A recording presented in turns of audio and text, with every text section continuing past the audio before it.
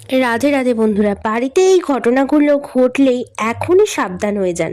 বুঝবেন মা লক্ষ্মী রুষ্ট হয়েছে আপনার ওপর। অনেক সময় আমাদের জীবনে এমন কিছু ঘটনা ঘটে যা ভবিষ্যতে কি ঘটতে চলেছে তার ইঙ্গিত দেয়। এই ঘটনাগুলি ঘটলে বুঝবেন মা লক্ষ্মী অত্যন্ত রুষ্ট হয়ে আপনার সংসার ত্যাগ করেছেন। তুলসী গাছকে অত্যন্ত শুভ বলে মনে করা হয়। তুলসী গাছ সর্বদা মা লক্ষ্মী বাস করেন।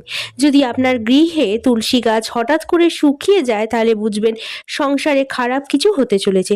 যদি আপনার বাড়িতে মানি প্ল্যান্ট থাকে তাহলে যদি আচমকা শুকিয়ে যায় এটি খুবই অশুভ বলে মনে করা হয়। এর মানে আপনার ওপর মা লক্ষ্মী অতীব রুষ্ট হয়েছেন।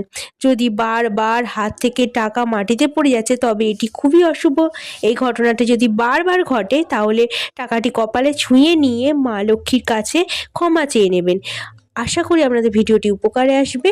সম্পূর্ণ ভিডিওটি দেখার জন্য অসংখ্য অসংখ্য ধন্যবাদ।